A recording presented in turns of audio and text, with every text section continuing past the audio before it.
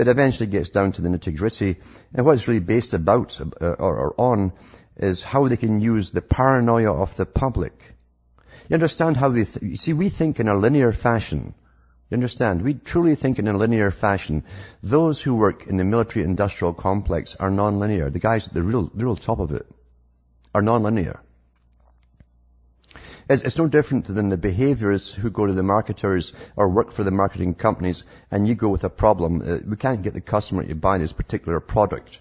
And they'll figure a way to treat you or observe you like an animal. What makes this animal tick? Well, we'll make them go for this item by encouraging this, and this, and then they'll go for that item. And you'd never ever dream up, you could never imagine yourself with your linear thinking how it's done till it's explained to you.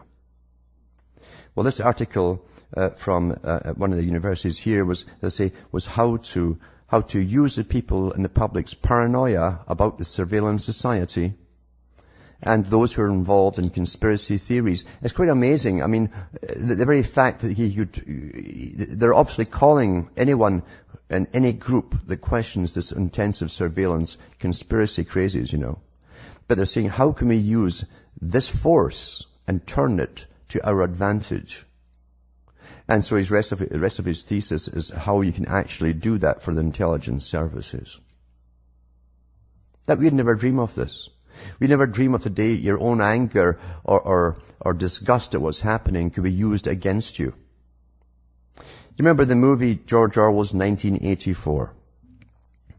You see the process of the torture of Winston, the character in it, by O'Brien. And every so often they take you to this scene where they come to a door and there's a big field and the hill and all that. And it's really nice. And O'Brien tells him, as Winston praises him, that you're the most wonderful person. And O'Brien says, yes, I am. And here he says, this is my world. If I say I can fly, I can fly. And of course Winston would have to agree with him. If I say 2 and 2 is 5, then it's 5. And whatever I say, being a representative of Big Brother, whatever I say is therefore reality, and you better believe it as reality. They use your own weaknesses against you. Where it's the weakness to please a master when you're under torture. Where it's it's intense psychological studies, as I'm saying, and that's all used against us. There's nobody been more studied and monitored on this planet. Forget all the insects and little cuddly animals and all the nature shows. We were studied for thousands of years. And even more intensely since they created anthropology and all the rest of it, and zoology as well, and all the other ologies that go along with it to study mankind himself. But when the behaviorists got into the act with their study of humanity, and they could prove it, they could prove their studies worked as opposed to the regular therapy, psychology that goes all the way into the New Age now, the behaviorists have a different thing. They can prove it by studying and film shows of actual experiments, and you can actually see how they work with people. They know how everyone ticks. They know it. They know that a spontaneous leader doesn't come out of a crowd. It's a very, very, very rare thing. You can sit in a doctor's office, and I've seen these in psychology videos, and you'll hear someone getting beat up next door. A woman, or for instance, she's screaming and screaming. It's only once in a blue moon that a person will actually get up and go and investigate. They all sit and look at each other, and then some of them get ashamed and they walk out and so on. They know human nature. They understand human nature. When they read about these little events in the media, so-and-so raped in broad view of 100 passers-by, they're not surprised at all as to how we react to things. They've done repeated experiments on the public in every possible situation. Every possible situation. And they know how you react. They actually have teams out there, working with universities, with intelligence agencies, who will target certain individuals with strange emails.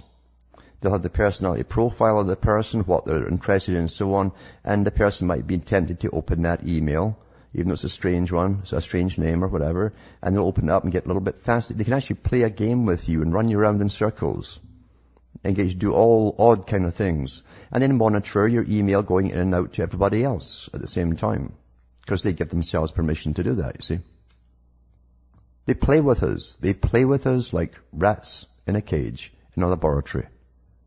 And very few of the public really know that. See, if you really do know that, you don't play their games. You don't use all their Facebooks and all the rest of the stuff they throw out for you. You don't help them. Most people know that on one level, in an intellectual level, but they go ahead anyway. Quite fascinating. Quite fascinating. I'm sure they even have it worked down to the averages and the percentages of how many people will actually wisen up to this and leave it alone. They probably have all those studies completely completed long ago. But that's the kind of world we're in. We have no freedom whatsoever. And really, in a sense, if they could have had this 100 years ago, this technology, they would have used it then in just the same way and gone the exact same way with it. Because those at the top live in utter paranoia of all of you. And no wonder if you knew what they're up to and how they've plundered you. Back after this break.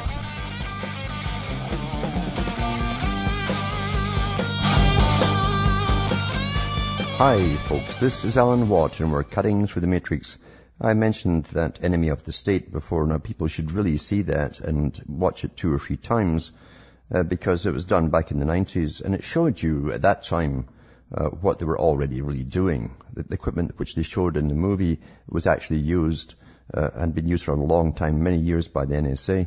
And they could go into your bank account and put money in it and then put reports in the paper you were embezzling and stuff like that. They do that kind of stuff all the time when they target someone. Set you up, and you're in the newspapers. You're suddenly disgraced. Someone they want out of the picture. And that happens all the time. They all do this too. Britain does the same thing as well. And also the movie Brazil, a comedy satire of the future, which is now. It was written again. It was done back in the 80s, I believe, by some of the guys from the Monty Python crew. And in a comedy form, they show you this massive bureaucratic society, a world society, where the biggest building is at the Department of Information Retrieval, and heavily guarded, of course, and the different class structure that works within it. And then the ordinary folk down below at the bottom.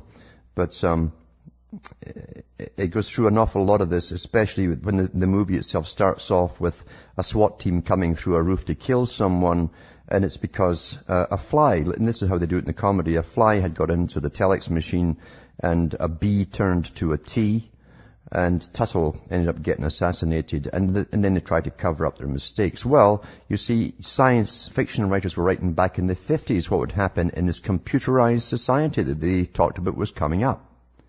People and non-persons, as I say, if you're not fully in it, you don't exist, you know.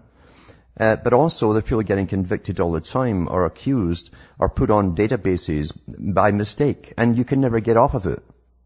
Never mind just the no-fly list. And lots of folk are on that. Even babies are on that, by the way, and they can't get them off. Once you're on, that's it. From the Mail Online in Britain, the innocents are branded as yobs and perverts in crime records blunders. 14th of April 2010, 7 innocent people a day are falsely branded criminals because of bungled records checks. They're wrongly accused of being pedophiles, thugs, fraudsters or drug addicts, potentially ruining their reputations and their careers. In many cases, misleading information has been disclosed to schools, hospitals, nurseries or charities. Over the past 6 years, the Criminal Records Bureau has been forced to admit making mistakes in almost 15,000 cases. It is now paying compensation at a rate of £290,000 a year. That's for the ones who got the money to fight them and get off the list. Last night, campaigners said the scale of the errors was typical of the lackadaisical approach ministers have to personal data. You're going to understand too, and that's true, and all the agencies that deal with the data now, security agencies are becoming lackadaisical about it. They're just used to it all. So what? It's no big deal if someone gets falsely branded. That's it. It's just another statistic, and who cares, you know, and they go on to something else. They warned that problems will worsen when the controversial Independent Safeguarding Authority begins vetting up to 9 million people who come into contact with children, including parents who want to help out at schools, sports clubs or youth groups. The scale of the controversy emerged yesterday following a Freedom of Information request to the CRB. This revealed that during the financial year 2008-9, 2,522 disputes handled by the agency were upheld. Once you're on them, though, they're generally there for life, folks. And you can't defend yourself. Brave new world, here we are. From Hamish myself in Ontario, Canada, it's good night. To me, your God or your gods go with you.